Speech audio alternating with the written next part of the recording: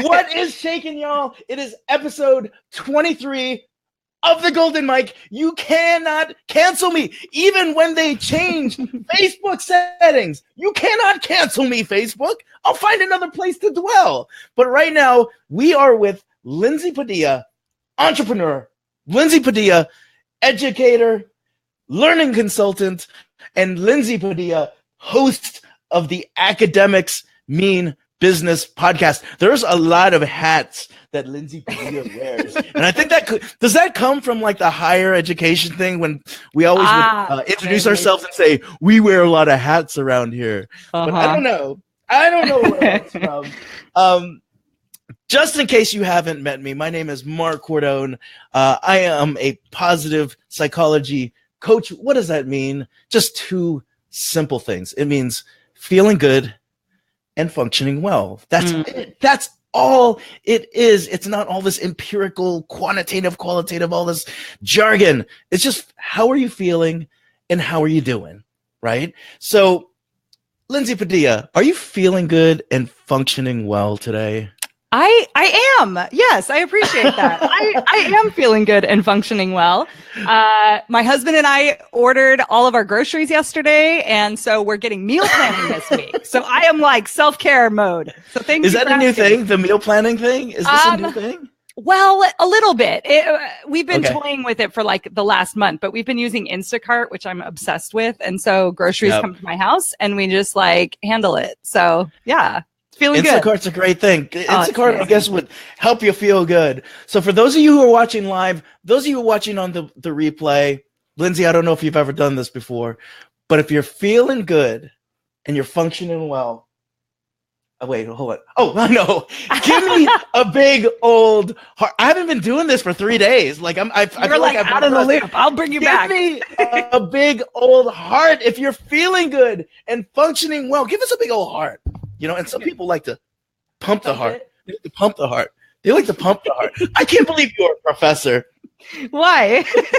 Because you're so dang cool. Okay, so the other thing is that it's okay not to be feeling good and functioning well every single day. Sometimes we have those weekends, right? Maybe WrestleMania didn't go the way that you wanted it to. Maybe April didn't kick off the way that you would have liked. Well, the cool thing, maybe you got to do your taxes still, right? And it's like, oh, crap, right? It's okay to have these type of days where you're not feeling good, you're not functioning well, but you're getting by. Give me a big old thumbs up if that's what you're doing today. It's awesome to have those days. Now, the cool thing is that Sue Weber is having one of these flourishing days. Yay. Our boy David Velasquez Jr. is having one of those flourishing days. Now, here's the cool thing. Now, if you feel hopeful, if you feel optimistic about the future, give me a big old wow face. Can you give me a wow face, Linda? Oh my God. You almost wow-faced yourself out of your own chair. That was amazing. Off camera. That was amazing. Sue Weber, nice to see you twice. Phil Collins just gave us a big old wow face. And Lindsay, it is the Phil Collins that is watching our show. Oh, is it? Wow. The air tonight, Phil Collins. Nice to see you, Phil Collins. It's always great having you with us, Phil Collins. Just a couple things before we start the show. Yes, y'all. Yes, y'all. Uncovering the life of your dreams. For those of you who have ever asked the question, there's got to be more to life than this. Bruce D. Schneider oh my God, I just went through it again this weekend. This book is so rad. The cover fell off. I've got a couple left. All you got to do is join the Beyond Resilient crew. Now, this is the thing.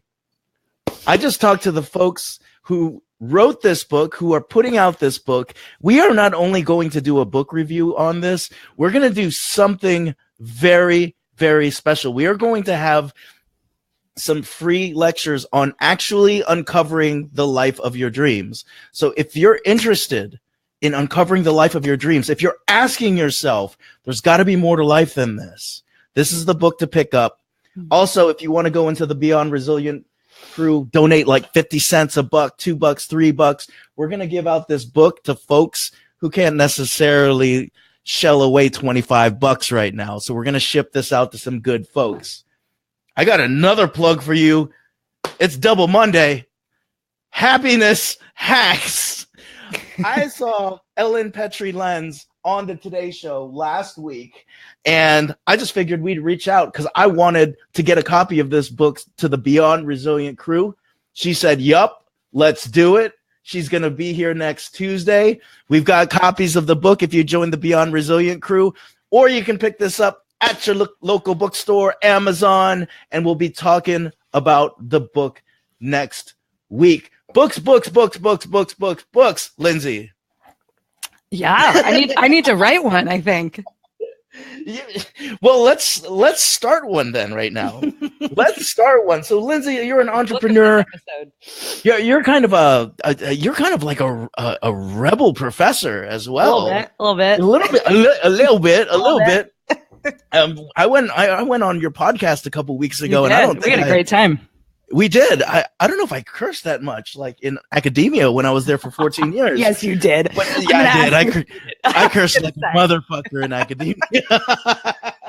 But Lindsay, you have so many things to talk about. Lindsay, you're going to be talking about especially how do we take some of those things that we've learned from different parts of our lives, especially what you've learned from higher education, and create it into something that serves the greater good, but also helps you and your husband when it comes to that Instacart stuff that you're all doing, right? Someone's got to pay for the Instacart. Someone's got to pay for that Instacart. So you're going to be talking about designing a beta that does not suck, and we're going to talk about that later. But before we even get into all the betas and the schmetas and the books and the wooks and all this other stuff, I just want to know, what's your story, Lindsay? Ooh. You told me I could start anywhere. I told you we were going to start. Yeah. I mean, I think what I'm feeling right now that I kind of want to share is this idea of the cycles that we have in our life, or the seasons. I've heard people reference it, which I really love too. And so, I spent my whole life knowing I wanted to be a teacher. And so I followed that path and weaved in and out. And, it put me teaching community college. And I thought it was the dream job, I landed it. It was awesome. I loved it every day. And I accidentally started a business on the side and started to realize, and that's like really kind of the truth. Like it accidentally happened. And, we talk about this a little bit, I think, on my podcast. There's definitely a theme of this, but you do something like a dissertation and it takes up your whole life, and it's literally the end of it's like this stamp of approval or whatever. And so when I did that, I was like, okay, so that's it. I did the thing that I thought would be the hardest thing I would have to do in my life, at least up until that point. And so, this space opened for me. And I filled it with like working out and taking care of myself, which I'd never done as an academic in my life, right? It's always this external stuff.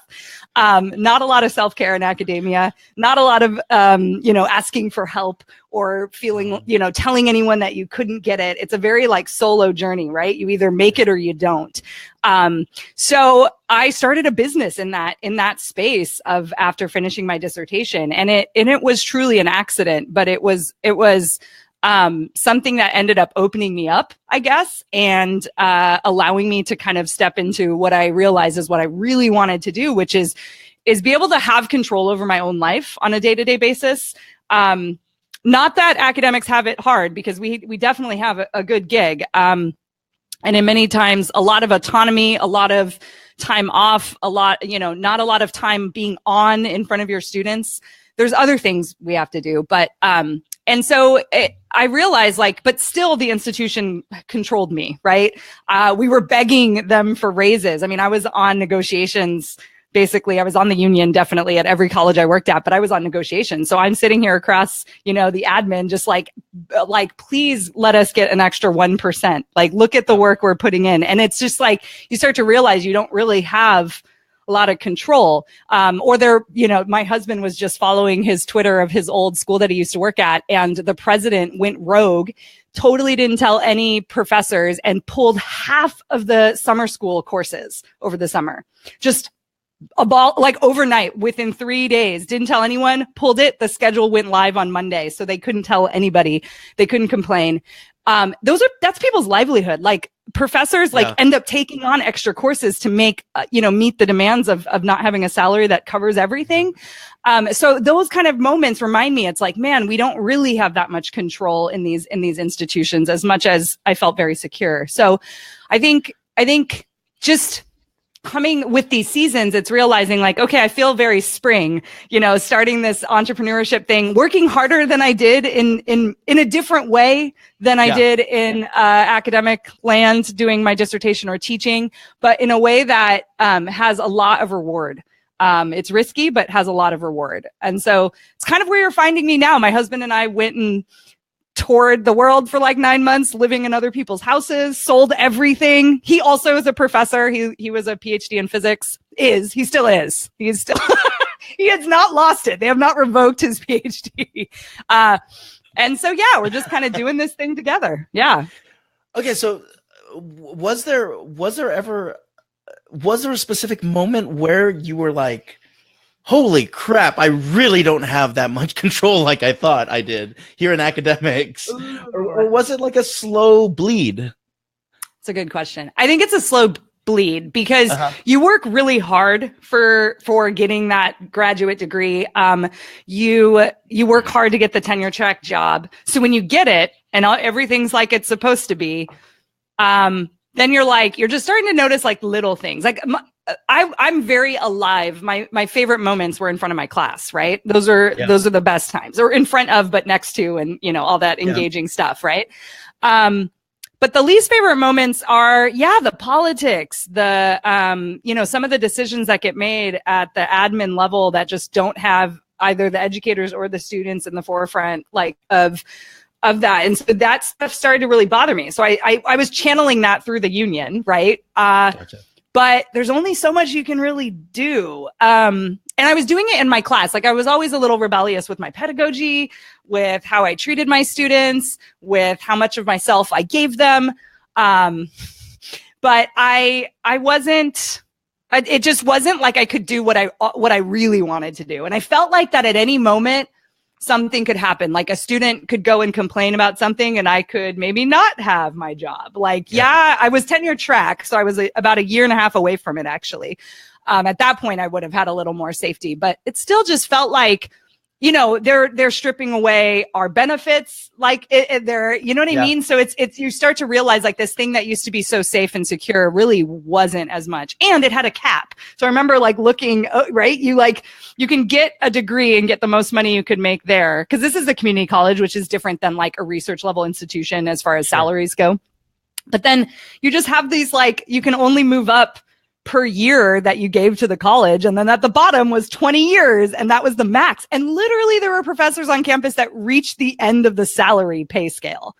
And when I started entrepreneurship and just started surrounding myself with people that were, it just felt infinite. I was just like, oh, like there is no cap in how much money you can make. And so then I think it was almost like who you started to surround yourself with, the podcast I started listening to. So I think it was a slow burn. Slow burn.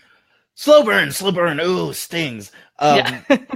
So you also mentioned something in there that, almost at any, there was actually the seed of you that was thinking about what was it that I really wanted. Yeah. If I were to ask Lindsay back then, like, could you articulate that? No, this is something I think a lot of women deal with. Okay. And are we asking for what we really want? Like, are we tapping into our desire? And I've started to learn this about me in the various masterminds, and very like kind of, female kind of run communities that I've been a part of, and like little sisterhoods that I've developed along this path. And it's, you ask a lot of entrepreneurs or other human beings walking down the street, like, what do you really want in life? Like, most people don't know. And so this was the first time that I think I actually asked. And I realized that I built up my life, and I'm still working on it, man. I definitely don't have it. It's not like, oh, like I want exactly this. It's a work in progress. But I think it's the first time that I realized, like, oh, like, what if I didn't want this this thing that I worked my whole life for. And that is an interesting, and yes, there's some identity stuff around it, but it's also really freeing on the other side when you admit that. So I don't think we ask ourselves enough, like, what do we really, really want? What do we want our life to look like? Yeah. So, yeah. And I wonder if that's part of sort of the incubation or the germination process of getting to being able to articulate that question, starting out with sort of standing in a room being like, you know what? I can't really answer the question what it is I really want, but I can tell you fervently what I don't want right now. And that's a great start. That is a great start. Yep. Right? So we've got a couple people here. We've got Sue Weber, who is showing you the heart face emoji. A heart face emoji. Phil Collins is playing his drums at work. Where are you? Are you in the studio today, Phil Collins? Write a song for us. Alexander Stockwell saying hi to us. Good to see you. Good to see you. Joanna saying hi to the Rebel Professor. What devil. Rock on. Did you start off your syllabus or your classes with the devil horns? No. Oh my gosh! Would I have put emojis on my syllabus? Like, I might have at this point in my life. Well, what did you teach? What did you teach? Yeah, Soc 1, man. Soc 101 is one of my favorite classes to teach. I love teaching intro. I know some people don't like teaching intro subjects. I love it. I think it's such a beautiful, just a beautiful, like, the breadth of sociology is so great. So just introducing that to people is awesome. I taught Soc 2, which was like social problems. That one doesn't sound as fun, right? But I made it super action oriented. And I actually think the name social problems is super problematic anyways. But that's for another time. So I would make my students go out and do shit. I was like, well, there's a problem. Like, what are we going to do to fix it? Right. Like, and so they actually had to do an action project. And instead, like, that was the class that I threw the book away for sure. What else? I taught, like marriage and family, actually. That was fun. Right on. Yeah. Marriage and family. I taught a religion course for one semester as well. In the community college, there's a lot of those very intro level courses that we teach, but we'll cycle through some of the electives, I guess. I also taught a race and ethnicity class, which was a fantastic experience and also interesting as well, like as a white professor, right? Like as a white female teaching a race and ethnicity course, but it was great. I really enjoyed that experience as well. So yeah, I've taught a lot of stuff. And a lot online too. Sure. So when you're teaching a course, right? And I've taught a few courses as a grad student, and then now I as an entrepreneur, I basically have carte blanche with whatever I teach, and the modality in which I teach it. And so I remember being given the syllabus and I remember at the time some of the modalities that I would use. I remember using Karate Kid nice. As a teaching modality, the sort of relationship with Daniel-san and the wise Asian guy. Maybe I was projecting something onto my students. No, that's something deeper. but did you find that you had a lot of flexibility? Oh yeah. Okay, so it was like a fun little lab where you got to mix chemicals. It was, and I think that that was kind of prequel to like my creativity that I realized I liked as a teacher, and that now I can really like use in entrepreneurship. Right. So I think what I talked about this with Kate Brown on our podcast, and we were talking about how entrepreneurship moves so quickly. Quarter by quarter, it's like what we get done in a quarter, most people get done in a year, right? And it's just like stuff just moves quickly. And what I loved about teaching and being a part of the semester system is there was this like very clear amount of time. So it was basically a quarter, a little bit longer, right? And then I got a new set of students, and so entrepreneurship is kind of like, taking a new subject that you've never taught before in your entire life and just like trying to teach it and then doing it again and again and again. I got really good at Soc 1, right? Because I taught it over and over again. But in entrepreneur land, I think we just are constantly searching for the new thing. And so we're overworking ourselves. And so as a professor, I think your first 3-ish years as a professor are really tough. You're getting new subjects, your, new prep times. That's what we call it, like preps.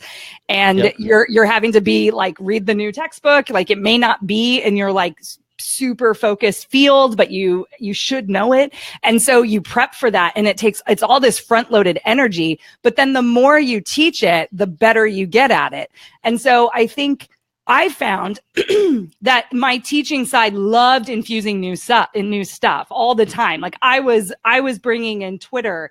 We were constantly like looking at like really having discussions, especially with Social One. It's like the world is our classroom. Why wouldn't we be talking about what's going on in the world? Like, so why would I prep a lecture? It's more like, let's react to what's going on. There's enough shit, right? There's enough bullshit out there to analyze. So that's how I taught my class. It was very like free flowing in that sense. But there was always in the back of my mind, like, am I rigorous enough? Or are they meeting the exact standards that they need? Because when I started to really teach, like really show up as a teacher, was when I started to get away from those like very specific facts that they had to learn. And I realized and admitted to myself that I was just making them better human beings. Like that was my goal of my sociology class, because it is about perspective shift. It is about, the sociological imagination and getting people to see things from other people's perspective and analyze power and privilege and all this stuff. And so I was like, dude, I'm just making them better people. Like what an amazing thing that I get to do. Right. And so once I did that, it like the real me showed up, but maybe someone could have came in my class and been like, this isn't like, they're not writing enough, or they're not, even though actually I had them writing a lot more than some other teachers, but whatever, like there's not a lot of multiple choice tests, or there's not a lot of exams in this course. There's not a lot of like high pressure things, which I just felt, I don't know. I don't feel like you need that at that level for what I was trying to accomplish, right? So this is really interesting, because the real you is showing up. You're using these active feedback loops, right? In terms of what is it that's going on with sort of society, right? Versus always reading. I don't know if any of y'all out there read this Nasarima article. You had to have made them read it. Okay, I'll post it up somewhere. It's American backward. Oh, yeah, the flip of the totally. Right. I feel like that's like every intro to anthro or sociology class, right? But you're moving past those things, like sort of the antiquated teaching models. Your real self is showing up. And maybe along the same lines, you're like, oh, I don't know, this is what I want. Yes. Yeah. Right. So it sounds like there's this tension going on, because there's a real Lindsay showing up, and then part of that real Lindsay is saying, I don't know if I fucking want this. Right? Kinda. Yeah. And then you got this side business that started up, right? So talk about the side business. Like, how did you fall into a side business? Yeah. So I took a path that a lot of other people have taken, but at the time I didn't realize. And I was in an MLM. I was in a multi-level marketing company selling someone else's product. And that's where the working out fit in. It was health and fitness related. And it was an amazing experience. I saw this transformation of myself. Again, back to this idea that like in academia, there's not a lot of self-care. Not a lot of people talking about that kind of thing. A lot of stress, a lot of anxiety in that job, especially if you're at a research, type of position. But so I started doing that in the morning instead of, it replaced my writing practice. So I started feeling amazing, and it was like this huge change. And I think I started delving into the self-help books, or just that which was something I'd never done before. I was like, I kind of made fun of it a little bit in sociology. I'm not going to lie. We love to pick on the psych stuff, and that's cool. And like, because it isn't just about you. Okay. You psychologists. No, I'm just kidding. Kind of like, it's not just self-help, but I could get into this. There's other people to help out there. So I think I started to realize like, how powerful I could be if I like do some reflection and I think about my life. And so I think that was the beginning. And then I wanted to be good at it. Once I started to realize, like, I was like, I could help other people feel like I feel. And I could, a lot of my academic friends were signing up for the challenges and losing weight and feeling awesome. And I wanted to be very like anti-diet culture because that was the other part of me, right? I'm like, if I'm going to do this, like I'm going to, shake it up. But then I started to realize I didn't have control. Here we go. Over the commercials, the products being sold, the way they're being sold, the messaging behind it. And yes, I could come and like create this space for my people, my clients that bought through me, but I didn't have control over like how it was being presented. And I didn't love all the things that in the way it was being presented. So I was like, I'm going to start a health coaching business. And the product will be something that maybe if they want to try, they can, but it's not going to be central to my business because I felt like someone else had control of how much money I got out of it, like all of the things. So there's a theme here, if you notice. Yeah. I had to jump in here. Sure. Was your ideal client at the time like an academic? No, I mean, it was simple. It was this idea of like, who's around me and who's following me, all my friends that were in grad school with me. Right. But let me tell you, I remember going like, I'm drinking this shake and I'm posting about it. Oh my God, what are these academics going to think? Right. Like that was in my head from the beginning. So I know that feeling of selling something or starting a business and being like, all these other people in your life, like how they're going to judge you. And what I realized was actually the academic is sad and like overworked and tired and like has gained weight or has like thought about, are they focusing on themselves at all? Right. And so they came to me like, why wouldn't they trust me versus some other person on Instagram or whatever. And so it wasn't like my target market, but I was just showing up as me. It was like the very personal brand thing. However, I will say I was very self-conscious about it. And I was thinking like, what would they think? But I just started posting from my heart and like what I was thinking. And so people loved it. I shared my own like issues with dieting, like weird products that I tried when I was younger and didn't really talk about. And so those kind of things really just connected with people. So I did that and I started to buy 2 courses. I'm like, I'm doing this. Like, I'm going to buy a course, right? I bought 90 Day Year and I bought Kimra Luna's Be True Brand New. Great programs. And I went to my first business conference in April of 2016. So coming up on 2 years. Oh, like right now. Yeah. 2 years ago, I had my business idea on April 3rd. I was sitting next to Melissa Griffin at lunch and she was telling me about her course. And she's like, man, if everyone finished, like more people would get such results out of my program.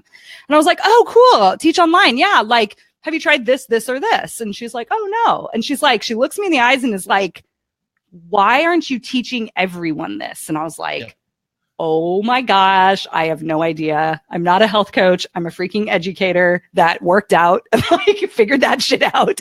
Yeah. And what now can I do to help entrepreneurs teach better? And that was it. That was like the come to Jesus moment, whatever you want to look at it. It was like, oh shit, like I actually have some stuff to tell the world about this.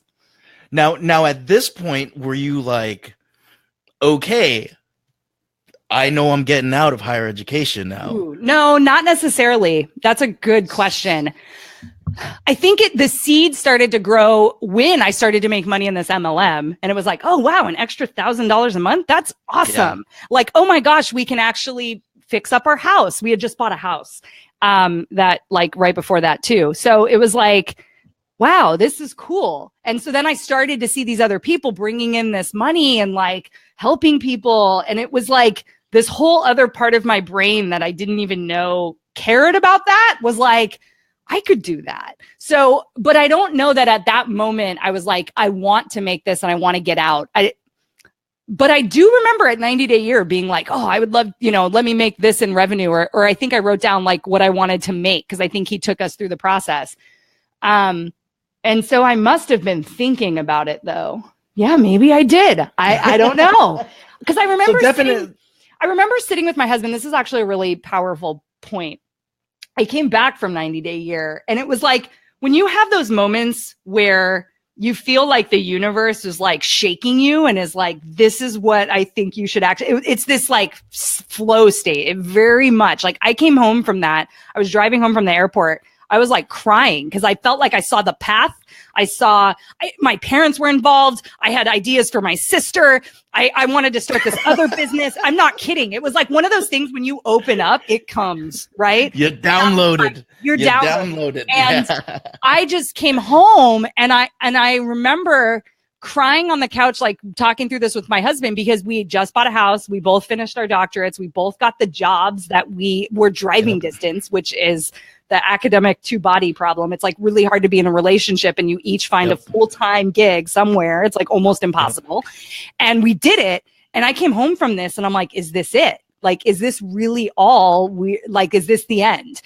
Because that's all the goals we set up to accomplish. Like, we bought the house, we did this, we got the job, we're secure, we are going to start a retirement plan. Like, all the things start to line up. And this is me at like 33 sitting here going, is this it? Like, I'm 33 and I was crying, and my husband is very different than me. He's like could kind of do the same thing every day. Very I'm definitely the entrepreneur and he's the traditional, logical physicist. Sure. Right. But now, is he on tenure track? He was. Yeah. And he's just I mean, yeah, this is great. Right. And it was like this moment of I don't know, babe, maybe we're just going to make 100K in 20 years and then follow down this path. Is this the end? Is this everything? And it was one of those moments and he just is I feel okay. But of course I worked on him. But that was the first time that I was maybe there's something bigger and maybe I do want to leave. And so that summer I worked my butt off. I got all my clients lined up. And I was making my salary monthly. I was making what I would make in a month and then double, right? And so being oh shit, this is real. And that was when my husband's okay, maybe you should leave to do this. Now, just to back up, because both you and I have taken Todd Herman's 90-day year. Oh yeah. And both of us took it while we were in higher education as well. Weird. And we didn't even know. And this is not a plug for it. No. Good shit needs to be put out there. What was Todd Herman and why did you sign up for Todd Herman's program? Oh, that's a good question. So he's all about productivity. And I think what's interesting is it's stuff I knew when I completed my dissertation. So this is something I'm dealing with on the podcast. I'm we've already done that big goal. But the thing I felt like I was spinning my wheels in entrepreneurship because you can just keep going down all these different paths. That's the crazy part. In academia, you have this one path and you just handle it, right? Everyone's going the same way. Yep. In entrepreneurship, it's you should be on YouTube and Twitter and da-da-da and da-da and all these things. And so I just get so excited. Every day I wake up, it's a new thing. So it's almost it doesn't bring out the best in me because it doesn't keep me focused. And so I think at some point I was that's what I need again. Because I had a dissertation coach, actually. I had somebody who helped me keep me on my path for my dissertation writing. So I was I need this again. What's the goal, right? What am I moving towards? So it's every quarter is a new dissertation, right? Yeah. And when you start to break projects down like that, it starts to make a little more sense. So I also saw just the caliber of people that were showing up, and I'm a big networker. I love connecting with people, learning about their past, how we can help each other, what they're amazing at. And so I just saw all these amazing people joining his program. And I was well, I want to be friends with these people. Why wouldn't I join a program that has awesome people in it? So yeah, that's kind of why I did. Yeah, and I just wanted to throw it out there because we're using the 90-day year, model. And for me, it was our university was going into a strategic plan, which universities and organizations oftentimes do. There's Takes a really long time, right? There's this night as committees are sitting in committees talking about what they should name. The committee on committees is meeting. Right. The committees on committees is meeting. I was why don't we do this 90-day year thing and accelerate this whole damn thing? Oh, yeah. And the first thing that I remember Todd talking about was Carol Dweck's growth model. And I was this guy is taking academics and he's accelerating actual productivity. Yep. And it just happened to be the right time the right person at the right time, you know? Yeah. Also at the same time, for those of you who have ever done like these other programs, I wouldn't say these other programs, but other programs where they're kind of webinar based and you kind of log in, rich in content, but completely shitty in delivery. Like, it's almost painful to get through them.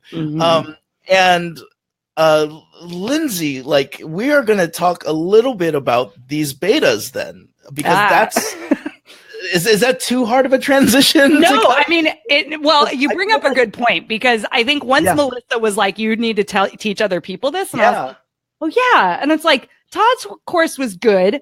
I actually didn't get his description of the difference between like a goal and a project and like the day-to-day task. I actually don't think the first round, I mean, I got it in December of 2015 and we started like January or whatever. I think he had one beta before that people were involved in of some sort. And then this was the first like public launch. And I was like, I didn't realize how confused I was. I actually was blaming myself on being able to make my things. And I actually didn't employ it very well that first quarter. Okay. And I remember going to the event in Vegas. So it was his like first big event. And his event was in Vegas. And I remember him standing up on the stage. And there was this moment where he said a line that described what a goal was. And everyone's like, literally like yelling, oh my gosh, I totally get it now. He spent the whole event like not rehashing his content, but like making you go through the content live, which is a common pattern in these courses. And it's great. It's not, it doesn't feel like you're getting the same material. You're just like sitting down and we were planning the next quarter together. And I just saw the audience change. That summer he spent fixing it, and his course, I thought, was much better and much easier to get through. And so, I mean, the point I want to bring up, because I think this is key, is you can not totally understand how to teach it for your students the first shot. You actually shouldn't be able to, because if you've been doing it over and over again for 50 years or how, he's not that old, 20 years, right? Coaching people. And it's like his first time he's putting it in a framework and he's having hundreds and hundreds of people go through it. Yeah, maybe you missed it a little bit. Maybe they don't get it. Maybe they're at different points of where you thought, but that doesn't mean you can't fix it. Like, it doesn't mean you can't like circle back. And I think it's not that there are these terrible courses out there, but it's that they maybe don't go back and fix it, or they sell it for like $2,000 and it's like nothing on the inside. Like, those are kind of the issues. And so I really think it's very similar to teaching, as you know, like the first time you teach a course, you can read the textbook all you want, but there's nothing like standing in front of people and trying to summarize and get it in your own way and make sure they learn. Like, that's a whole different ballgame. So you prep, you give it your all, and then you make sure every day, even, I remember doing this as an early teacher. How did the day go? What went well? What didn't go well? Like, what do you want to do next time? So then, 5 months from now, when you're teaching it again, or a couple months, if it's spring to, or winter to spring, you're like, oh yeah, I remember when I taught this lecture, they had no idea what I was talking about, or this part, I was scared. I felt a certain way, like teaching this section. I wasn't confident. Like, confidence is a big part of it. And you improve and you keep iterating and you start showing up as you instead of these people in the textbook. And I think I guess my point is, though, you have to put it out there, and there's no better way to do it than like watch your students learn from you. The key, though, is going back and actually making those changes to make it better. That feedback loop again and adjustments are so key, Lindsay. I mean, it really is a cycle of growth and death, right? Like the semester is over, the course is over, and I do remember there were these times where I'd be like, okay, we're gonna be talking about happiness today. I'm all amped up, and I'm like, afterwards I'd be like, yes, nailed it. And then you'd see the feedback. Yeah. You'd see the feedback, and it's like, what the hell was Cordo talking about today? And I'm like, okay, okay, time to change up the modality. Time to maybe find a movie clip that maybe makes more sense than the jargon, right? And then maybe I'll add the jargon in a little bit. Then maybe I'll talk about a research that backs this up, so versus starting out with the research, right? So I'm really happy that you brought that up, because one of the things that I'm seeing is that course design for me in the traditional way that I was trained is not much different, just because I call myself an entrepreneur right now. And I think we've talked about this before. Again, I'm a very singular person in this room, but there's a certain rigor that I put into it. There's a certain amount of quality in the teaching. There's a certain amount of engagement that I've been learning. And then there's a certain amount of feedback that you have to get in terms of how that learning has been reinforced. And then for you, it sounds like, how has it been integrated? Yes. Right. Yeah. I want to bring something up, because you reminded me of it when you were talking about your moment of feeling like you're nailing it, and then going back and they're like, what is he talking about today? And I haven't talked about this before, and this is perfect. I need to write this down for like my sales page or something whenever I create one. I remember the day I came up with, or it was like an iteration of someone else I saw do this in practice, but I started doing something that were index cards that my students turned in every day. And at the beginning of the semester, they had to buy a pack of index cards or whatever. And every day they would basically write their reactions to my to my lecture and the activities of the day. And what happens with a lecture, if you get into lecture mode, and I'm not anti-lecture, but I'm anti-lecture in the extent of that there's no feedback happening even during, but it's hard to get feedback sometimes from a big class. So I was like, this is my conversation with you, this little index card, and it's your participation points. And you could get 2 points if you wrote whatever you wanted. And you could get 1 point if, like, let's say you wanted to tune out that day and you didn't really feel like engaging. You could write like, oh, I broke up with my boyfriend or whatever. And like, I'm cool. Like, I'm here. Like, I'm present. And I would give you 1 point.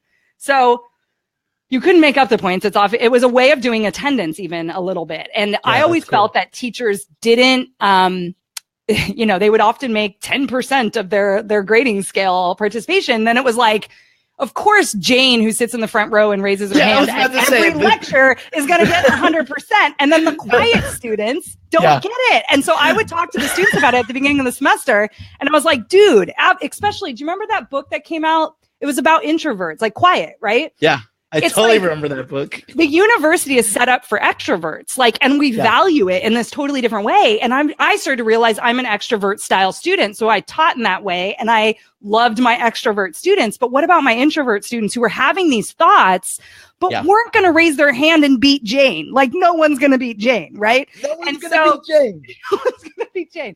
So once I started to realize, oh my gosh, I'm not really getting feedback from everyone, right? Yeah. What can I do to get that? And so I told them this was their journal back to me. And like, you can ask me any question about at any point during the lecture in this card, because this is the other thing. If everyone got 100% in participation, cause we would want that for our students, right? The ability for them to get the full percentage, there would be nothing would happen. Every person would have to talk every day. It doesn't make any sense. So this card became this amazing tool, not only for my students, they felt like they were getting heard. They could comment to another student too, like, oh, I kind of agree with what Mark said, but I would add this, right? So I said, as long as you had a critical thought or started a conversation or whatever with the lecture, I could tell you were paying attention, you got your points for the day. And it ended up being such a tool for me. I would start to look and be like, they didn't get it. And they would start telling me things. Or sometimes I felt like I was tired and I didn't nail it. And they're like, oh my gosh, this lecture was life or whatever. And you just start to go they do care and they get it. And sometimes you think they're falling asleep in class or it's not as lively, but they actually are getting stuff. And so we get in our own head about, performing in front of somebody, what's actually are they thinking about? And so it was such an important move for me. And I totally forgot about that. And it's so important because it's related to this conversation of there's a lot of people who are teaching these courses and like walking away and saying, good luck. Like, oh, it's only $100 product. Good luck. And it's like, but they're getting no like feedback if it's working, if it's not working. The students aren't even talking to each other because there's no Facebook group tied to it. Like, I mean, there's so many issues with that. So anyways, I can rant about that. No, I'm glad that you actually went into that, because especially given the way, I mean, you can use a note card nowadays, or you can even use something like a Facebook Live group, right? Yeah, because, or a bot. I mean, there's so many different ways that we can bot, right? Because and this is just throwing it out there. A couple weeks ago, I was experimenting with live teaching and sort of a big idea that I'm working on, right? And I had a Facebook Live running, and everyone in the audience was invited to this private Facebook Live. All they were asked to do was when there was something that was a huge idea for them, to hit love. When there was something that was a little bit confusing, hit the wow face. So don't do it in here right now, guys, because you're going to screw me up. And then there was something that they had a question on, hit like, or something like that, right? And you can actually go back to the entire lecture and you can see where they tuned into the information, where it was confusing, right? And all of us have these capabilities nowadays, but not necessarily. It's not a part of any. I don't know if it's a part of a systemic problem. It's just sometimes technology is so far ahead. Yes, we don't know that we can use it for all this wacky stuff. You know, I love that. That's a really good teaching idea, guys. Take notes on that. I'm taking notes. Taking notes. I am taking notes. So talk to me now. You went from sort of this teacher who was a professor who was coming into her own, and dare I even say, you and what's your husband's name again? Derek. You and Derek were having this conversation on post-success syndrome. I don't know if you've heard it, because we psychologists know it well. So I don't know about you sociologists and your society, culture and society stuff. But that's this idea that I would venture to guess that different populations and communities experience it different, but that's okay. Let's get into it. Let's go. No, but like there's this, it's this idea that you focus on something so much. And I was actually talking to an Olympic athlete about this a couple of weeks ago. They focused on the prize for so long that once their hand touched that wall after her race, she was like, what next? Like literally, what next? I was trained to do this. Yeah. And like the rest of my life is no more training. I've got my medal. And in so many ways that metaphorical medal can mean so much in different domains. And it sounds like you and Derek, it was 33 years old. We went on that treadmill. We ran full blast and we got those PhDs. We're the power couple who found a way to be 2 PhDs within driving distance of our institution, right? Yeah, yeah. There's an epic jump that happened now. Yeah. Yeah. Okay, so even before we talk about like the beta, that there was an epic jump, and I've known many academics who have either completely burned out and have been like, I just can't go anymore. Like I can't do this anymore. But it sounds like this is something that it was ruminating for a while. It was something that was stewing inside of you. Yeah. What was that like tipping point? I think it was maybe like literally the first time someone paid me for something, which I think every entrepreneur has that, right? So like with the MLM, like, I was making an extra $1,000 a month, but there was this like like, what will happen next month? Or it started to go down. And especially with network marketing, you kind of exhaust your quote unquote warm audience, but you exhaust your friends and your family. And so you have to start figuring out how to do it bigger. And so I was already thinking about that. And I think when someone was like, yes, at the time, like, yes, I will pay you $2,000 to help me write my course, I was like, that is almost what an adjunct gets paid to teach one class for like freaking. And I think at our institution, because they figure it out, it's like, it's not hourly, but it kind of is. And they say every course is like 52 hours, which such a certain percentage of it is spent in front of the students. They give you a certain percentage for grading. It's never enough. They give you office hours. They give you committee work, and you have these hours spread out. Right. And I was just like mind blown. Right. And I think that was just like this idea of like, what I don't think I had ever thought about the value of the work I do tied to my salary per hour. Like, as an academic, like we didn't get into teaching for money. Like I have never met an academic that has said that. And so we let that go. And that's like a byproduct of this amazing opportunity that we have to teach, which, by the way, is such a gift to be able to teach other human beings like in that capacity. And I'm so grateful for that. And I know I'm not done with it. And there's all these other ways I'm teaching now, but like there's something about being in a university classroom that's just really cool. And I just am so grateful that I was given that opportunity to teach.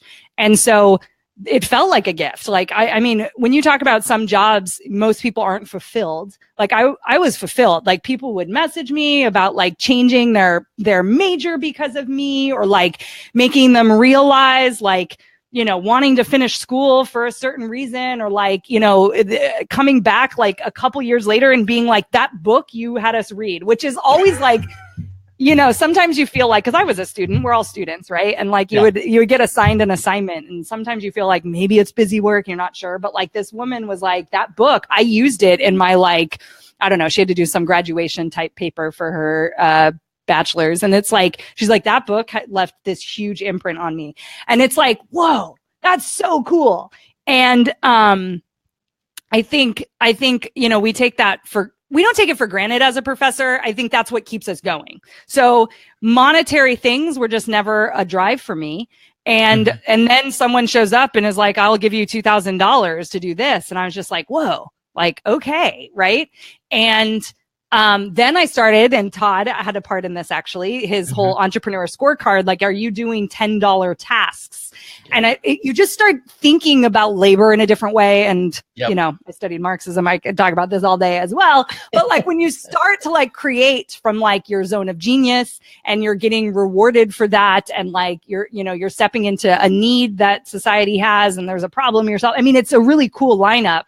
And I think I started to just realize, well, I had to play with that a little bit in my head now as like a capitalist, right? Like, but part of me was just like, this makes more sense than what I'm doing now. Like it has so much more opportunity and abundance and unlocking these other things.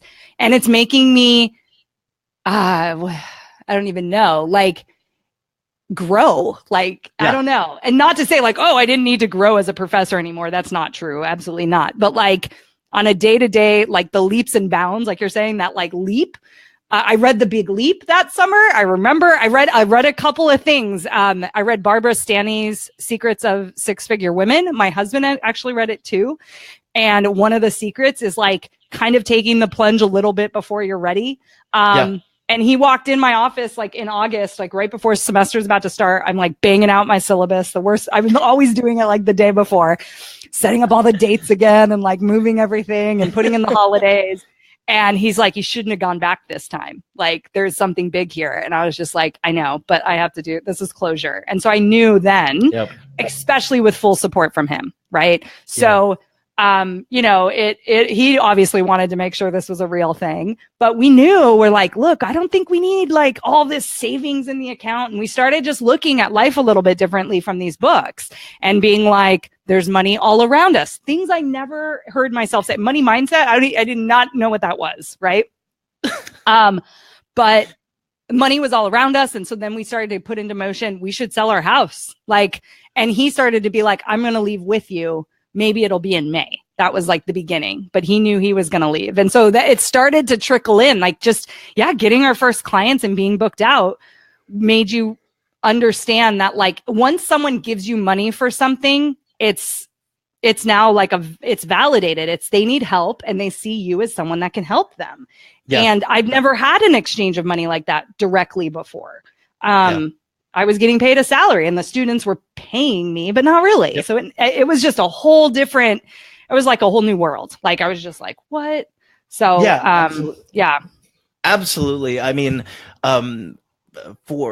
I remember, and this can be translated to any work or vocation, but I remember like I didn't clock in my office hours. You know what I mean? Like when the students would you just gave. Right? No, you just giving. You just gave. But you did bring up this amazing point. Like there's these little shifters, and I do remember Todd's piece as well. Are you doing work that's like reimbursement of like $10 an hour? Yeah. Right. Draining, I think. And draining, completely draining. You're not that good at it. Yeah. Yeah. Or are you getting paid to do what you're authentically great at that nobody else can do? And I remember sitting there and I was like, wow, like I'm vacillating between doing these amazing like positive psychology programs and then going into something in which like I kind of feel like a warm body sometimes here. Watching like a intellectual tennis match, you know. And if you want more of that, you can listen to Lindsay's podcast where I said it a little bit more explicitly. Yeah. So we transitioned now into you being full-time business person, right? Yeah. And it sounds like for many people will think that it's an overnight thing, but really for most of the people that I've come across, it's something that the mind is slowly changing. The way you perceive the world is slowly changing. Yep. And then there's these small markers in which it's like, yeah, you will get your first. I mean, I remember my first client was something like $75, right? You know, so it's something small, and then you just kind of grow it. Yep. Right. And to the next thing you know, where you're looking at like, okay, all right, that's like a couple grants worth now. You know, like that was months of grant writing. Right. Now, you start to equate it to like, what you're used to, 100%. Yeah, what you were used to, and suddenly work doesn't feel as much. We're working right now. You and I are on the clock right now. Yeah, we are having a great time. But we're having a great time. We're having a great time. There's the that feeling of abundance, that feeling where we know that we're both making each other better. I love that. Yeah, that's exactly what it feels like. Yeah. Yeah. So now you're in this business now. What is this business looking like for you? It's changed a lot. Okay. And something, especially with my, especially with what I'm noticing with interviewing my podcast, it's a similar kind of interview style as Mark was on. Tell your story about this transition from academia and like the mindset things that were happening. And I love to communicate to people listening that it's just like the first time you're teaching. Like you think you're going to nail it, but like you just iterate. And so I think you just start finding, it's like, what can you do? What can I offer the world that they need help with? And it's like, okay, it was course creation. And, of course I had to get messaging right. And I just kind of came out and be like, dude, I put up a chalkboard. I'm not kidding, because this has been missing for a while. But I put up a chalkboard and I was like, dude, I'm the rebel professor, and no one knows what they're talking about around course creation. They all talk about all the courses on courses. We're from marketers, right? So I just started saying that on the internet, right? And people were like, whoa, this is crazy, right? And then it was great because I was a professor. And so, and I think, early business was, referrals and, figuring out that pricing and the packaging, and also working with people to get my value where it really, really was, which I'm still working on. Yep. But I remember you reminded me, the first time I actually got paid was $99. Someone paid me to just brainstorm with them. And she's like, you realize like this is way too cheap for like what you do and who you are and like what you're actually helping me with. And I'm like, I know, but like, I need someone to pay me, right? Yeah, right? And it was like a big business owner too. I met her at a conference and she was speaking at that conference and she was just like, oh, I'm starting this membership site, but I don't want the students to get lost. And I mean, she was a big client. And she was like the first one that wanted to brainstorm me. And I'm like, there's something big here. And like, it's not just even helping brand new course creators. I could help these, you know, Melissa Griffin, like what? Yep. Like, that's crazy. So, I think I knew that my value, because of my, you know, because of my background, because of my work in academia, because of what I studied, I mean, all the things, I was like, oh yeah, that's like worth money, huh? Like I'm going to save these people time. And so equating it to what they get out of it, which was a total mind shift for me. Yep. Like I again, still dealing with that. But it's that kind of stuff. I feel like, I forgot what your question was. I think it was, because I wanted to bring up the $99 thing. It was how does everything look for you now? Like now, yeah. So I was very like me delivering and then, you know, getting my systems in place, but also like, how do I bring in leads? And, you know, so those early stages of business is delivering. And then when my husband said, I'm going to leave with you, and there's another side story to that, but I got offered a contract that was as big as my salary, of an entire year.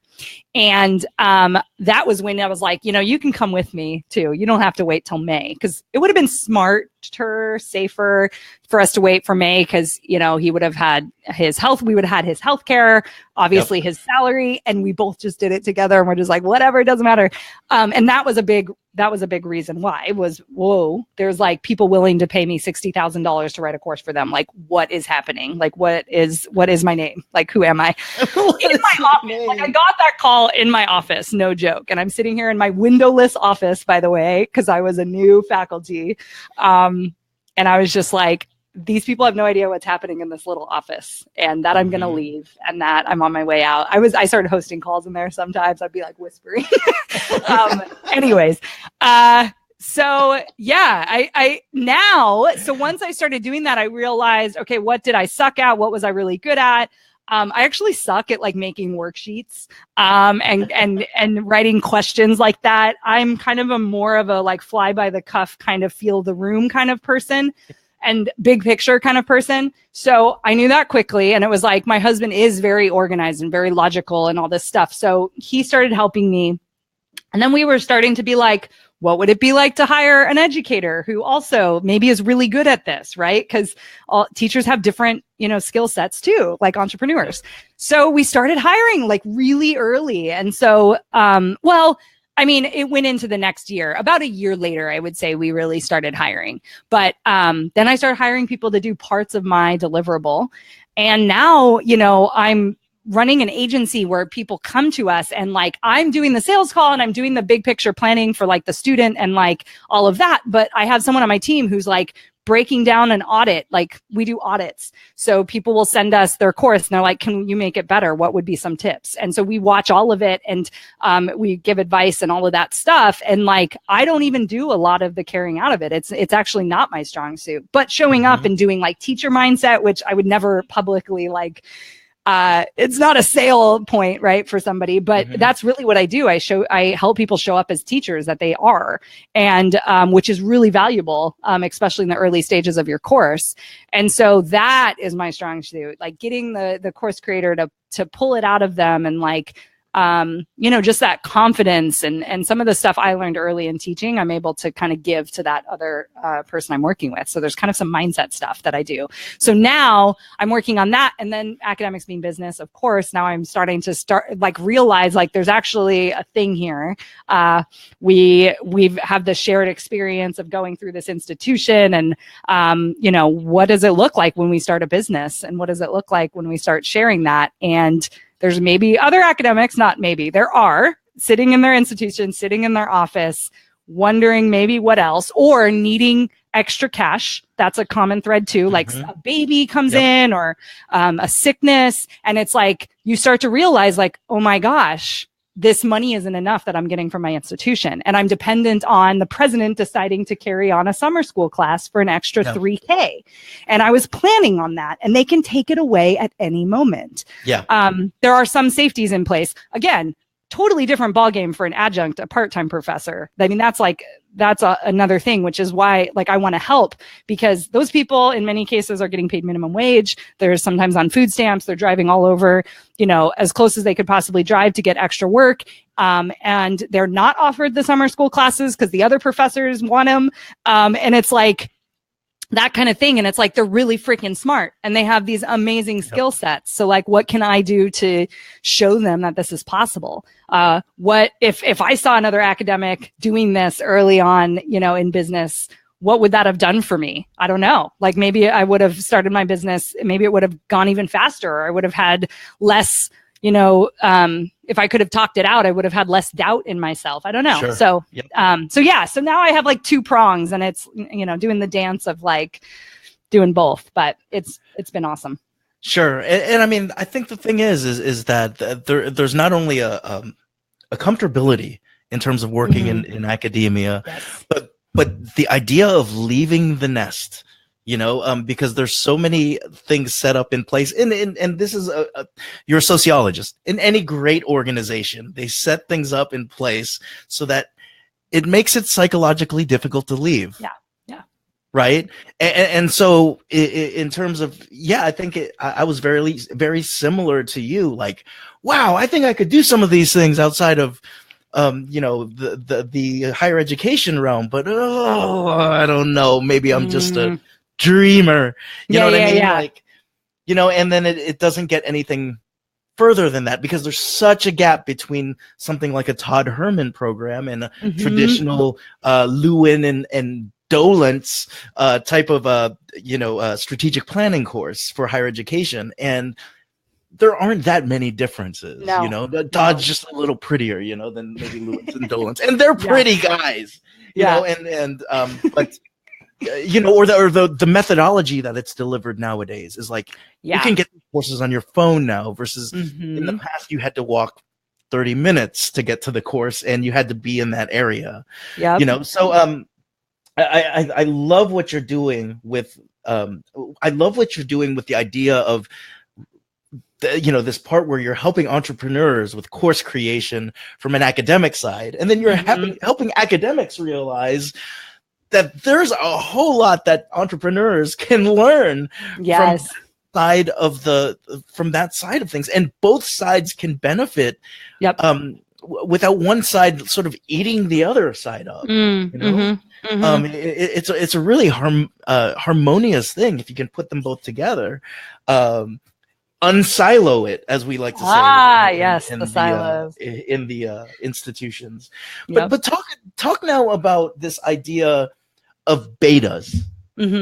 Beta programs, right? Because there's this thing out that your company's putting out called betas, or that looks at betas that don't build a beta. Build a beta.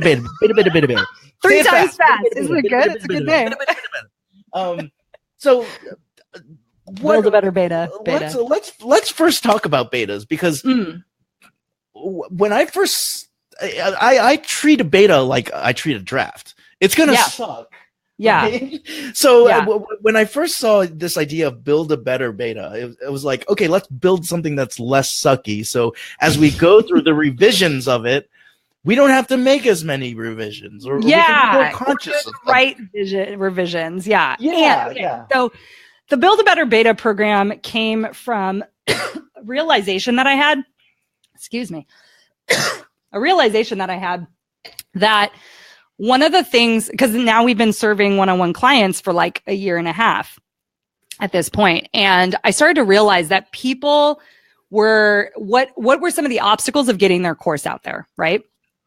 And one of the big ones is getting hung up on all the moving pieces and the tech, right? So, but people would come to us being like, well, you're a teacher and I want to help these people finish. I'm not like these sleazy marketers, right? So the sleazy marketer is the enemy in my situation. And I am the teacher who wants the people who buy my thing to actually succeed. right? So people were starting to be like, oh my gosh, like, why wouldn't I want to do that with you? And this idea that, and this is promoted a lot out there, is the minimum viable product, right? We hear this in marketing, and it comes from, I believe, a book written in like 2011 called Lean Startup. And it comes from the software space, which is get out like the most basic version of the feature set that you would offer for your app and let people use it and interact. So then you can make changes, but they're really conscious that it's a beta. So there will be bugs, but people want to help you improve it because they care about you and your mission and your product, and they want to see the product succeed. I think this is the one of the coolest parts about the internet, right? Like this idea that we actually do want to help each other, and totally for free in some cases. Yeah. So that whole kind of altruistic side of us, right? So how do you, the reason why it's minimum viable is you're basically trying to prevent the most like losses potentially. Like you don't want to build this crazy thing and it not work and it flop, because now we're talking like money, monetary losses, time. So that's the minimum part, right? The viable part is a little more messy, right? Where it's like, what's the like least that you could give someone, but it's going to help them. Yes. And so I started to realize that people didn't like that language. Like minimum viable product feels like, well, wait, why would I put out a course that sucks first? Like they're going to give me money, because now our money mindset stuff comes in, right? And our like imposter syndrome. I need to improve. I need to like blow them away on the other side. I better make this look awesome. What product do I have to buy? What cameras do I have to use? And so it starts getting into this, like, what do my slides need to look like? I need to build this crazy sales page. And it becomes this insane task. Like, no wonder why these courses aren't getting out there, right? Yep. And so I started to realize all those things were blocking people, but like the content was inside of them. Like they're teachers. And I believe that everyone can teach. I really believe that. I think it's like an innate human connection thing. Like we communicate and help someone else do something based on what we learned. That's all it is. So yes, there are a whole bunch of best practices that, you know, you and I could go on about, but like, what if you just like showed up and taught and then figured out all the other crazy things, right? And so I'm sitting here going, okay, a minimum viable product is icky feeling because it comes from marketing world. So what could it really be? Well, what if I helped people build a better beta? What if we took care of some of the like data collection processes? Because that's what's not happening in these spaces. It's like minimum viable product, get it out there, ship it. And it's still true. Yes, do all of that. But here's how you can feel good about it. And so the build a better beta mindset is you have to teach something first. You need to get it out of you. Like, yes, you could hire a course creator and we could sit there and pull it out of you. And that is helpful. And I can do that on a one-on-one level. But I actually believe you don't totally need that. And you don't need to worry about micro lessons. Like, yes, you and I could talk about this all day, right? Your tiny class. It is the best way to learn, right? But I'm here to say that you probably don't know what your tiny lesson is right out the gate. Like it's impossible. And to get it tiny and efficient, you have to iterate and iterate and iterate and realize what was fluff and what wasn't. And so to tell someone like, oh, it should be small lessons and they're getting so wrapped up in like the like day-to-day like the structural part of the lesson plan, and they're not being there for their students and looking at the relationship part of teaching. Yep, absolutely. And so what if we focus on that? And so the minimum viable product out the door, not a fan of the language. And I don't think it's the same thing. Like it's not about teaching. It's about creating a product that has like features. And it's like, no. Like they're trying to learn something and it's a human being that's going through. So you don't want to be minimum anything, like viable, like you want to be you, right? Goodbye, minimum viable product. So, my goal is to get the main structure out of you as possible. And my course that I created, or my beta of my minimum viable product, my Build a Better beta that's what's cool about it. It's super meta. I'm literally live going through the process myself. So what did I do? Right on. I wrote out my 6 steps, and I actually created this framework called the Better Beta Loop, which is an offshoot of what they had as their minimum viable product feedback loop. So I added some things because they were missing a little bit, and it's not as specific to obviously selling a product, or a course. And so my idea is like, look, we figure out what the end result is we want for our students, which you should do in any course you're creating. What are the main steps you need to do to get them there? And if you can start fleshing that out, awesome. But let's not worry about the details. You know what the 5 or 6 topics are. Okay. So I have these 6 topics that are related to the framework that I've created, but I don't even have all the details of what I'm going to lecture about or teach. I'm going to do a live training, 1 training each week. I am not going to pre-record any videos. I'm not writing any worksheets. I'm going to show up and say, this is what I know about this area that I'm teaching this week. And it's live. And you get live feedback from me, and I get live feedback from you. And this is the part that people are missing. Co-creation is actually one of the best things you could do. So minimum viable product is actually amazing and beautiful for courses, and in fact, pedagogically sound. Like the idea that you have to get feedback from your student, like that is called teaching. You can't just talk one way and hope they get it. Like that doesn't make any sense. Like pick up a book and that's it. Like it's a one-way thing. Unfortunately, but it's a book. So if you're going to host a course, you better be teaching and getting feedback and changing and iterating. So when I flip that mindset for people, then it doesn't become like, oh, it's icky and gross to sell it before it exists. You guys, I think I maybe have like 200 or 300 words written about my course that I'm teaching on Wednesday. And I have some bullet points and I have some ideas about how I'm going to teach it, but I'm going to see what people have questions on. Right? Like, why wouldn't I go, hey, right? So it's been easy to sell. Yes, it's a little bit low of a price point when it's fine and polished and amazing, but oh my gosh, the opportunity for people to learn from me live and basically get this almost one-on-one work. And they're coming in excited to co-create. Like, and, you know, they're actually advanced teacher. Like, everybody has sold a course before. Like these are people that are, you know, and not that a new course creator couldn't join either, but like it actually meets advanced people too, because they're realizing that some part of this process has been broken a little bit, that they're not actually, you know, meeting their students where they're at. And so the first part of this iteration is getting over the mindset that like, yes, you can sell something that doesn't exist because you're going to co-create it together. And it's right. Actually way better for you and the student. You benefit and they benefit. And once you start flipping it like that, it's like, oh yeah, this is okay. And because that block to sell something that doesn't exist was really throwing people off. And I do want to say this though, like Facebook terms of service and stuff, you're not allowed to sell access to a Facebook group. And so you need to host something outside of Facebook to say that that's what they bought, but then that the group is part of it. But I host all my trainings in there. I'm not going to put it in Thinkific or in WordPress or make it fancy and have logins. Like there is absolutely no reason to do that in this stage of the process. That makes no sense. And so I'm just going to host it live. Now, what I do on my end, and I'm going to teach this process to the students, is my team, this is what we do for clients, by the way, is support them in this process. My team downloads the video, gets it transcribed, and they're working on the perfect outline for me to actually teach micro lessons. And they're tracking every question that gets asked throughout the entire beta in the Facebook group and in any Q&A call I host and in any lecture that I give.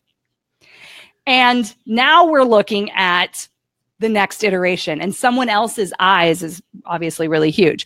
And then of course there's different parts of this, but I'm going to help, you know, people build in those kind of teaching processes that we don't really think about, like intake surveys, how to get feedback from students on the various trainings, what's been working with our clients around that. How to collect questions in the Facebook group. We have a process, we have a template, we have this amazing thing that kind of does it for us actually. So I'll give you all that background stuff. And then I'll also teach you how to look at the data, right? And to try to kind of teach you what my team knows how to do as educators. And, you know, I think this idea that, again, with entrepreneurship, it's like the perfectionism is tied to someone giving me money, and there's all this shit that we like tie to it. And it's like people just want to learn something from you that you have to give. So the perfect person to host a beta of a group program or a course, by the way, because by the way, if you're envisioning 1,000 people in a course, you better have your shit together as to like what the content is, because you're going to get so many questions in your group and it's going to be very overwhelming for the students and overwhelming for you. So I suggest a beta even of your huge course, a small group program. This is a small group program to work out the kinks of your content that allows you to be close to your first students coming in, because you need to watch them learn your material. I don't let a client come to me and say, I want to create a course. I'm just going to like put it up, evergreen right away. Like, I'm like, how do you know if anyone's going through, or even if they're going through, if they're getting it? Like, and so you have to teach it live first. You have to. And the smaller, the better, because you can actually be there and get that feedback. So that's obviously a huge part of it. So yeah. So I think the being able to sell it, like the perfect position to be in to launch your first beta or second or third, is you have some one-on-one clients and you're doing a process over and over again. That's why I built this product, right? You're doing the thing over and over again, and you're like, oh my gosh, not everyone can pay me $4,000 to help them do something like this, right? So here's a smaller price point thing, and I can just teach you what my team does, right? How we implement it and what you can put into place in your course to make version 2.0 be awesome, right? And that you then open it to the public. And so the selling should be really easy. They should be past people that couldn't hire you, like past discovery calls. And I just made a couple Facebook posts, and it's people are messaging me, oh my gosh, I'm about to do a beta. Like, I'd love your support on this. Like, that's it. And it doesn't have to be, there's no sales page. It's a checkout page, and I'm doing it. On Wednesday, I will like start my content, but knowing that that's the 300 words. There it is. That's all I got. Like this little outline that I'm going to, I know stuff in my head. And that's the thing. We all know stuff in our head, but we're letting all these other obstacles take the forefront, which is like, oh my gosh, it's all in my head, but Lindsay's telling me the videos need to be less than 5 minutes because no one, but we all know, oh my God, I don't finish courses. They're too long. The videos are too long. It's like, that's like the next phase. Like if you're trying to get it out perfect, you're just gonna have to re-record all the shit. Like, why would you want to do that? Yeah, so absolutely. I get really heated up about it. No.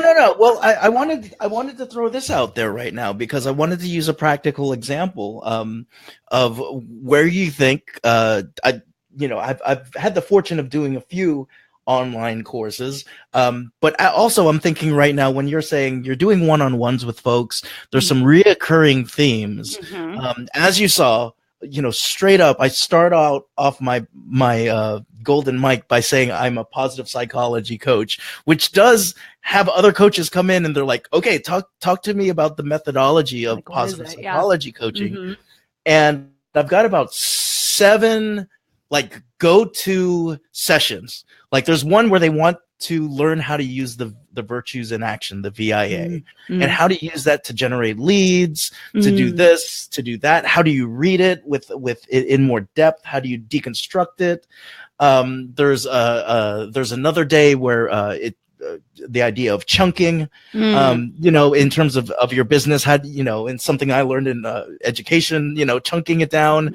But are those 7 lectures that I wouldn't even call them lectures, but if you got me to go on your show right now and talk about virtues in action and just do a live Q&A, I could do it. I could do it for 2 hours. Yep. Yes, you could. Would you say that is something that I would be ready to sequence?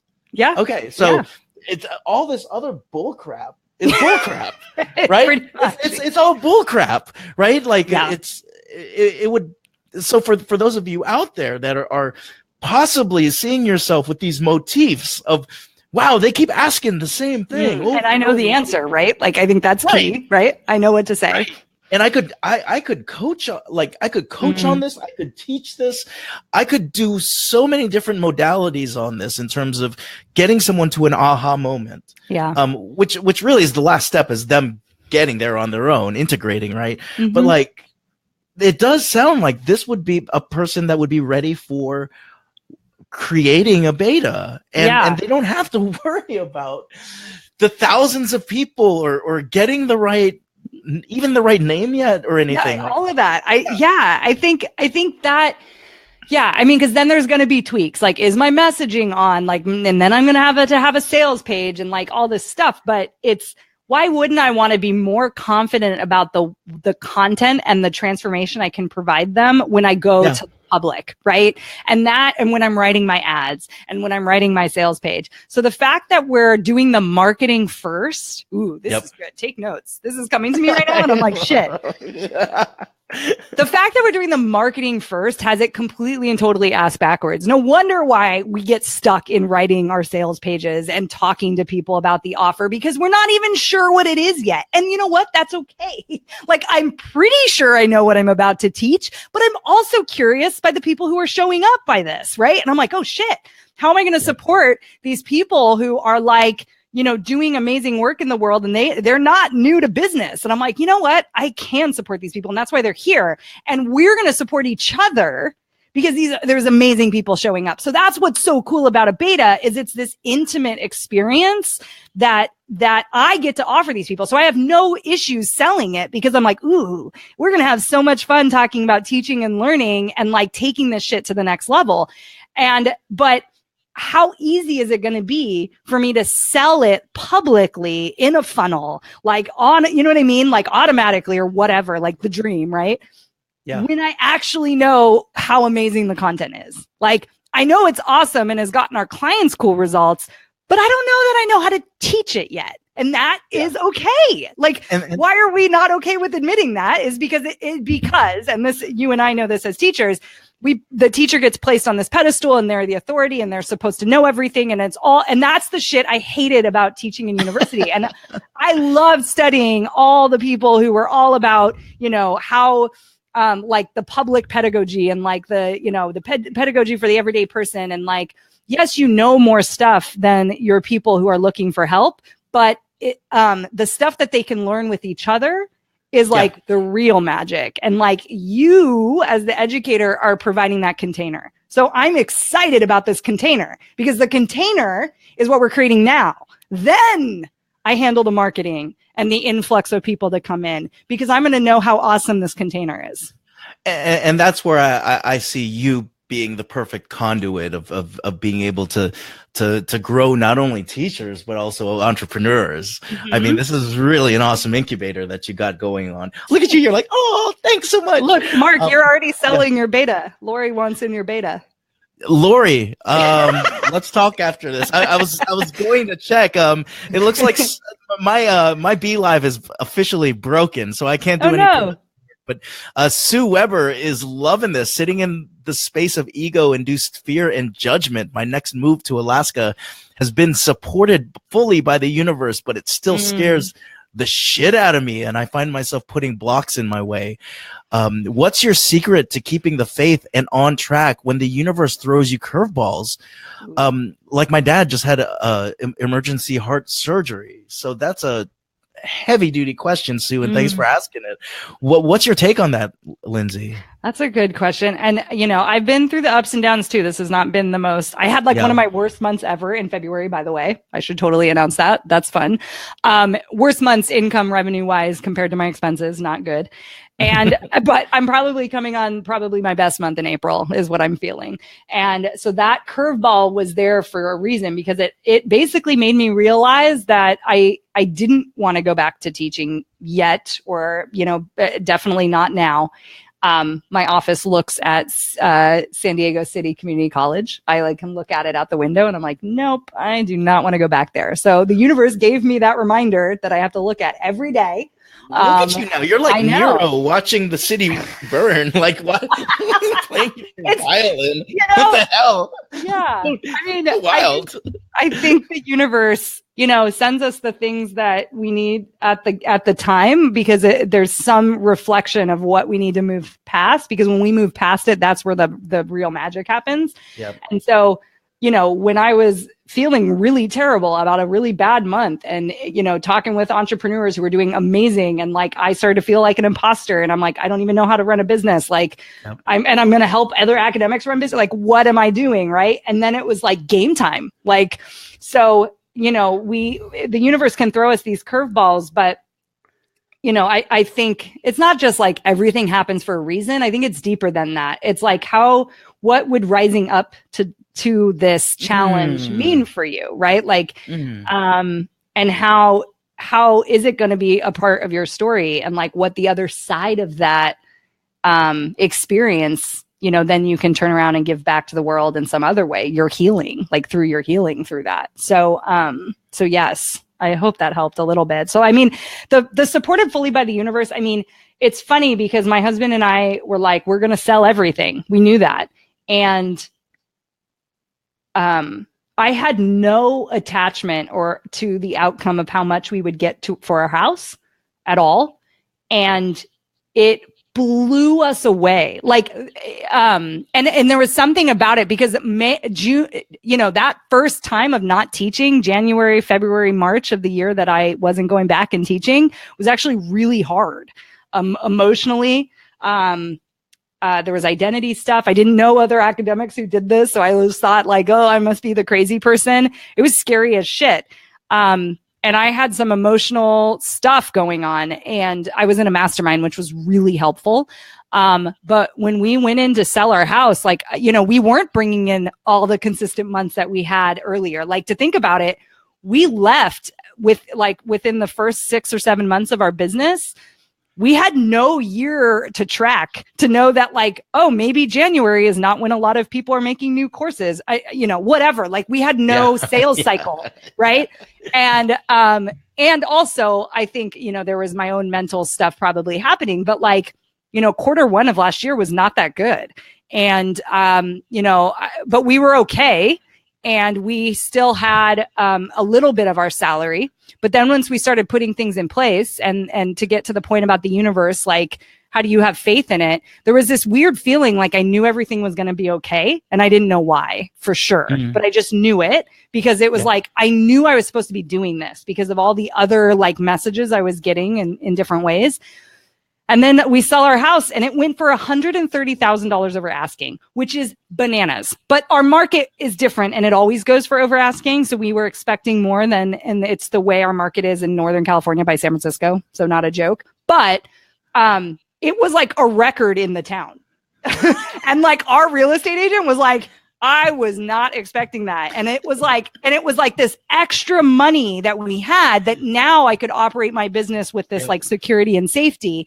And so I just trusted in it. And then now we're like, it was the exact amount we needed. Right. And then like I have a terrible month and we're starting to get pressure and we're starting and all these things. And now I have all these expenses that I pulled up along the way. And it's like, oh yeah, the universe took care of me and is like, now, okay, it's your turn. It's back at you, you know? So, sorry for the like long explanation of it, but that's my interpretation of it and how I've experienced it. And it looks like Sue is responding in kind. Yes, you just validated what I've been knowing is about ready to happen, and it's time to step out bigger than ever. And I just came out of the psychic closet. Yes. And I think that's what it says over there. Yes.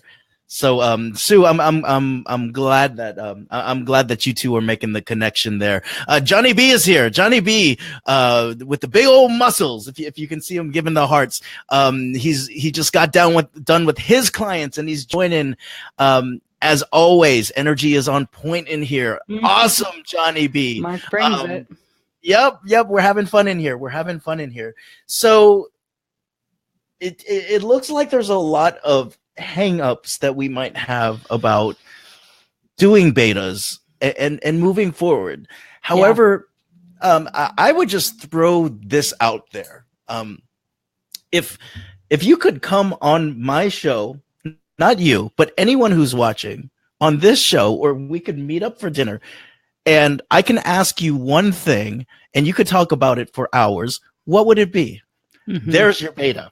There's your beta. Because it's probably coming from a place of energy, a place of source, a place of goodness, a place of passion. And, you know, I don't know about you, Lindsay, but if there's anything that I miss on a day about higher ed, it was that feeling of walking in to my classroom knowing I'm going to leave a better person from what my students taught me. And it doesn't sound much different.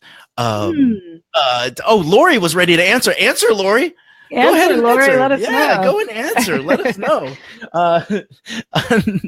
Helen, good to see you up in here.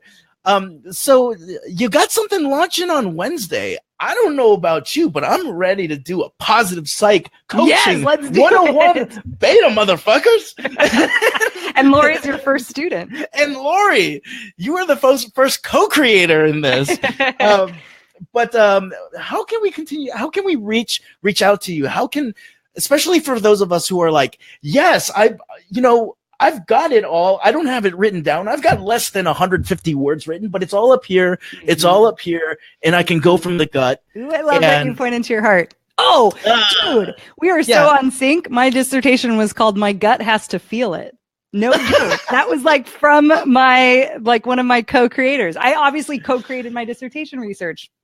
Oh, that's fantastic. Yeah. That's fantastic. Anyways, sorry, random side note. But no, teaching, well, what I bring this up is you said, I got it up here, I got it here, and I know in my gut that this is what I want to share with people. That's it. Like, that is teaching, like whole body teaching. Like, it's not all up here, and everyone thinks it's all up here, proving how smart you are, blah, blah, blah, blah, blah. But no, it's like, it's opening yourself up to the students. It's opening yourself up to yourself. It's opening yourself up to, the knowledge and playing with that knowledge, because those people don't all have it right that are in your textbook. I mean, once you start to realize like hierarchies of knowledge and you start to play with that kind of stuff, you start to realize that as the educator, you don't have to hold the burden of all your students, like learning everything. It's actually not about that. And so when you show up, kind of set that down and say, okay, what is the subject matter at hand? How could we better do this? Or how can we, transform? Or what's the perspective shift we need to see around the topic today? And the subject is the center, and you and your students get to like play with it. Like when you start to look at it like that, then you don't have to hold all the answers. The answers are within all of us by showing up together. And that's why people in an online community, and I just to bring this kind of, full circle, like some of the best courses that we are all like, oh yeah, we've heard great things, and they have these amazing launches. They're really going all in on the community, on the experiences, on doing the live event and all this stuff that is bringing people together. And the worst courses, the educator is put on this pedestal and is unreachable, and there's somebody you can't even ask for help or anything. And so I think once we let go of us having to be and hold all the answers, it makes us so much easier for us to show up. And that's literally all people need in these courses at the moment, is like the educator there, like validating them, right? Like everyone needs validation and love, right? So if they show up and they're like, Lindsay, I just want to make my course better. And it's like, awesome, let's figure it out, right? Then I'm like validating that they made a right decision to join my program. They're picking themselves and their students because they want to create a better beta. I mean, it's just such a cool thing. Like, how cool is that? Pretty damn. Pretty damn cool. Now, I love how you earlier talked about the idea as we as educators, and all of us can be educators, as creating the containers for aha moments, or providing the blank sheet for people to paint and play with ideas, versus maybe this idea of taking in knowledge here and regurgitating it there, right? The banking model, the banking model, and that's sort of where sort of the dirty words in education start showing up, like indoctrination and stuff like that. But truly to play and create with a new idea is just life-giving in and of itself. Just like Lori has a new program, a new beta coming out. Busy Mom's Big Dreams. Oh, that's a great name. Mom, Big Dreams. Lori, congratulations on that. Now you know that Lindsay's here and her team is here. And of course, you know that I'm here to make sure that you can make that happen.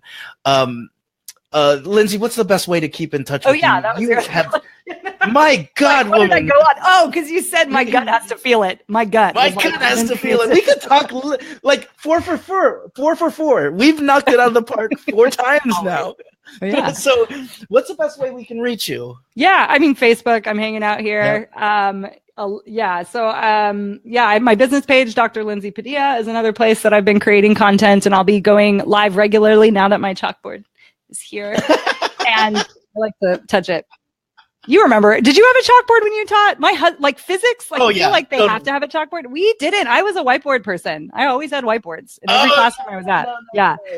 I was just at Ohio State 2 weeks ago, and I was doing, and I had a chalkboard. I wasn't used to it, and I was breaking the chalk against the wall. It was crazy because I'm so into happiness that I'm just passionate about anything. I'm pretty sure I broke the wall on it. But so I've got in the show notes, y'all, how to keep in touch with Lindsay. Huge thanks for you staying out here. Huge jump. Also, Derek, we know you're behind the scenes, Derek. I think she eyeballed you a few times. So I think I saw that. I have big perceptual acuity here. So I think you eyeballed her a few times. It's good to see you, Derek. Congratulations to your real estate agent. Yeah, right? Today. This is abundance is everywhere. Yeah, the course launches the Build a Better Beta course launches on Wednesday. Do you have any more spots for it? Yes, I have 9 left. So the first teaching training happens on Wednesday. So you have a couple more days to get in. Okay, you got to come hang. Co-create. You got some time to co-create. Busy Moms, Big Dreams, Positive Psych Coaching 101. Hopefully they're all in there.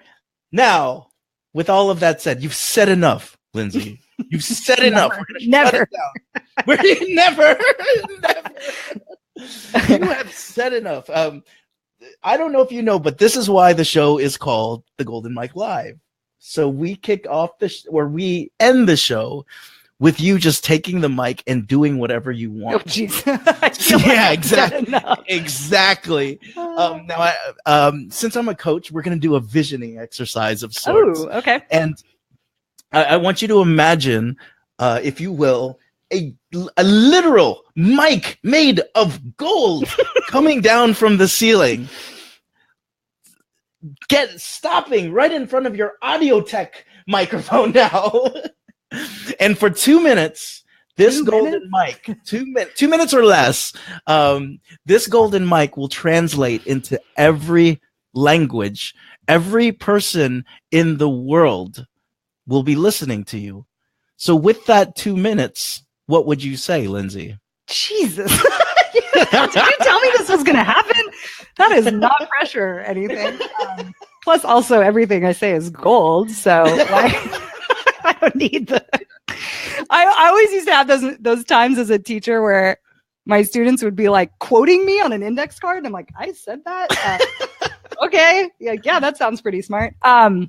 Yeah, we channel a lot of times, I think.